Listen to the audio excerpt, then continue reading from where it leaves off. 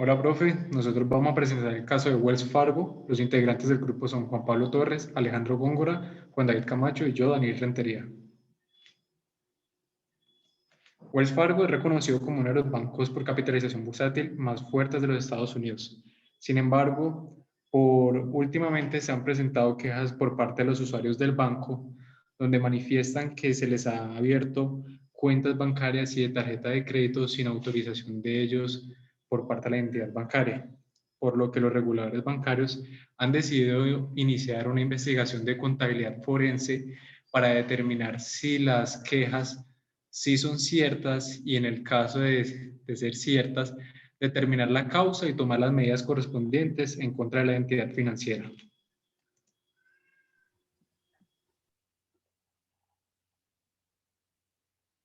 Bueno, como investigadores forenses, lo primero que hicimos fue plantear una serie de hipótesis. En la primera, consideramos que los empleados de Wells Fargo están realizando una tergiversación de la información de sus clientes más vulnerables. ¿Y por qué estos? Porque precisamente es menos probable que estos descubran lo que está ocurriendo al emitir tarjetas de crédito a su nombre y registros falsos en la banca virtual. Todo esto sin autorización de ellos. Estos clientes consideramos que son migrantes indocumentados, como los de origen mexicano, que solo cuentan con identificación de su consulado y por lo tanto no tienen un número de seguridad. Sin embargo, este banco es el único que permite abrir cuentas sin este dato y es por eso que estos son vulnerables a caer como víctimas. También podemos ver que hay estudiantes que al no tener mucho tiempo confían ciegamente en asesores bancarios y tienden a entregarles cheques en blanco que permite abrir cuentas. Vemos además otro grupo de clientes de la tercera edad que al no entender ni preguntar mucho sobre estas condiciones o intereses, incluso en ocasiones tienen problemas mentales como la falla de la memoria, aquí ven cómo se pueden aprovechar de ellos. Y por último, vemos minorías como los indígenas americanos que el día del reparto de la utilidad de sus casinos se abren cuentas cargadas de intereses y estos asesores bancarios argumentan que son productos acordes a sus necesidades.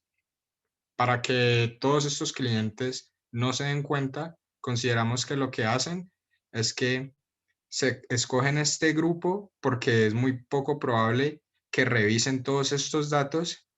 y como el cliente no ve los intereses hasta que se generan, requieren de que estos ingresos empiecen a registrarse para poder hacer los reclamos. Por último, se puede ver que al finalizar el mes, los empleados registran estas aperturas de tarjetas de crédito falsas en su cuota mensual del trabajo, por lo que pasa desapercibida como si se abriera de manera correcta con clientes que sí las han autorizado y han hecho todo lo requerido. Ya con lo que tiene que ver con la segunda hipótesis, planteamos que los ejecutivos de Wells Fargo siempre buscan la manera de beneficiarse económicamente, aprovechándose de las altas bonificaciones que reciben al asignar nuevas cuentas de crédito. Los representantes de Wells Fargo, al ver la oportunidad, al ver esta oportunidad, se reúnen para hacer un complot en el cual analizan cuáles son sus clientes con más dinero en sus cuentas y que son mayores en edad, pues para así poder aprovecharse de ellos. Estos clientes normalmente no llevan un estricto control de sus finanzas al interior del banco. Al interior del banco. Con los clientes identificados ya iniciaron a abrir cuentas de crédito sin la autorización de ellos y así pudieron beneficiarse de las bonificaciones de apertura,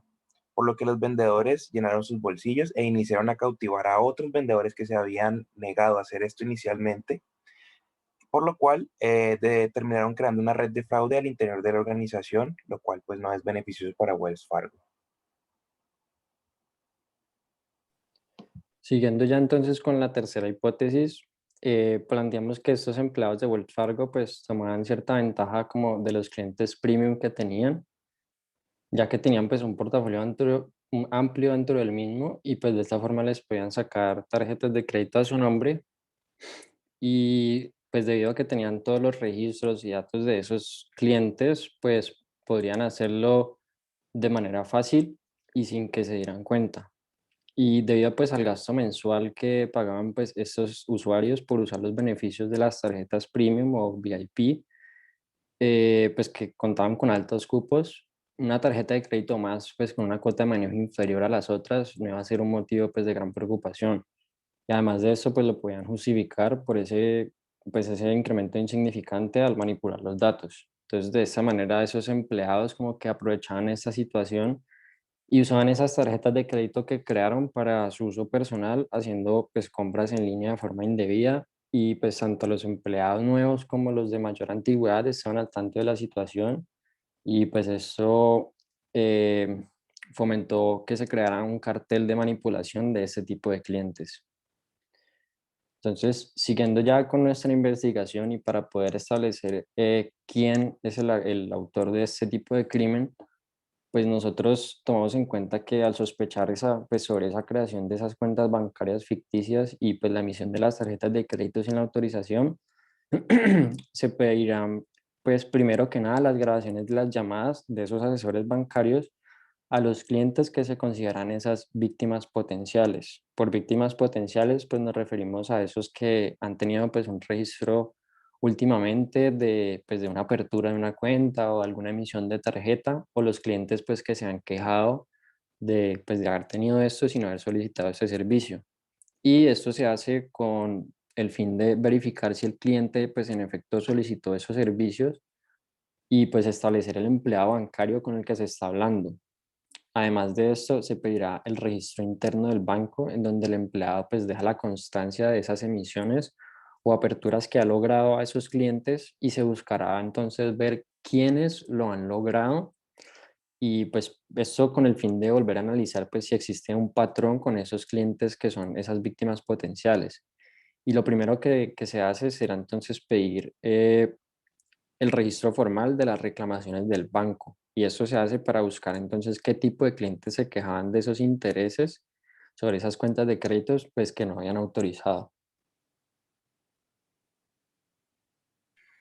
Ya para el qué,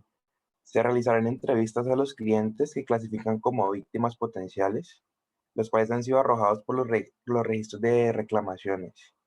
Esto se hace para buscar entender la situación y el motivo de su reclamo o establecer si realmente solicitaron alguno de los servicios.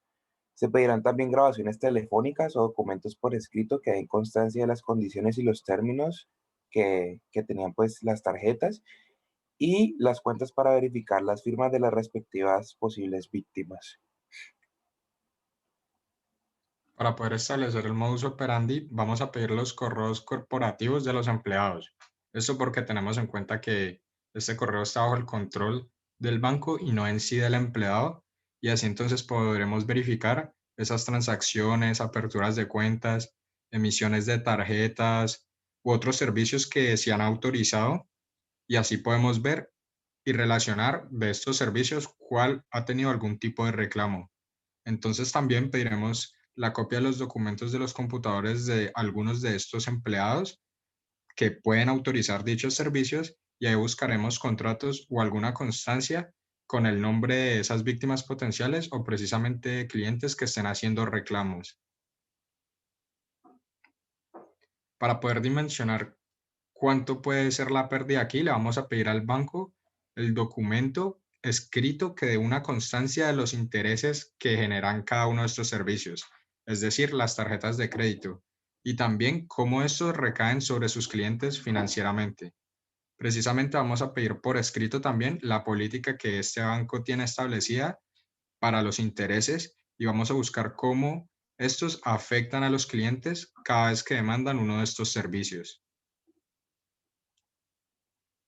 Para poder establecer una motivación, vamos a verificar qué políticas tiene el banco sobre esta apertura de cuentas y emisiones de tarjetas de crédito. Y posterior a eso, entrevistaremos a los empleados directamente para entender un poco mejor cómo es su situación financiera, la importancia de su trabajo, cómo están económicamente, cuál es la percepción que ellos tienen de los clientes y si sienten que valoran su trabajo.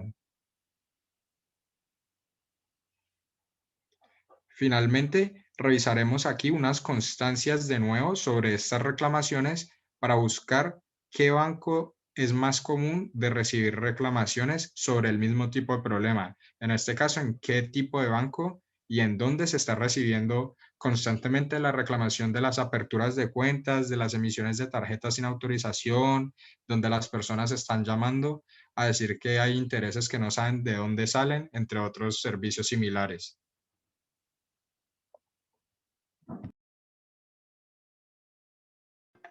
Bueno, ya para finalizar y presentar la solución del caso, el caso Wells Fargo es un caso de la vida real que se presentó en el año 2016, en donde se rectifica la hipótesis 1, donde lo que pasó fue que los empleados de este banco se vieron obligados a cumplir con altas cuotas de aperturas de cuentas y no querían ser despedidos, por lo que entonces los empleados se vieron cautivados e impulsados a realizar fraude y un acto de corrupción, porque principalmente este caso es un caso de corrupción, donde los ejecutivos del banco iniciaron la emisión de tarjetas de crédito sin consentimiento de los clientes y crearon cuentas a partir de correos electrónicos falsos para registrar a sus usuarios en los servicios de la banca en línea y abrieron cuentas ficticias cuya existencia solo se le hacía visible a los usuarios cuando estos comenzaban a generar intereses. En ese entonces, que era el año 2016, Wells Fargo contaba con 40 millones de clientes, lo cual representaba una gran porción del total del mercado bursátil, y los reguladores bancarios, al recibir todas las quejas y demandas que presentaban los clientes, encontraron que habían grandes deficiencias en la cultura organizacional y en los mecanismos de supervisión de la entidad bancaria, en donde sí se evidenciaba las presiones que realizaban hacia los ejecutivos para cumplir con altas cuotas de apertura. A raíz de todas esas demandas y la inconformidad de las víctimas de Wells Fargo, los reguladores bancarios le impusieron una multa por un valor de $100 millones. El banco además tuvo que realizar una restitución por un valor de casi $2.6 millones, y se evidenció que los empleados de Wells Fargo, los ejecutivos de comercio, abrieron cerca de 1.5 millones de cuentas bancarias y asignaron 565,000 tarjetas de crédito sin el consentimiento de las personas, es decir, que no habían dado su autorización. Los principales de este caso de corrupción fueron las minorías, como planteamos en la hipótesis 1, que eran los que menos se oponían y menos resistencia presentaban al momento de este caso de corrupción. Algunos ejemplos de estos afectados, como presenta las imágenes, eran migrantes indocumentados, estudiantes, personas de tercera edad y pueblos indígenas nativos de los Estados Unidos. Muchas gracias.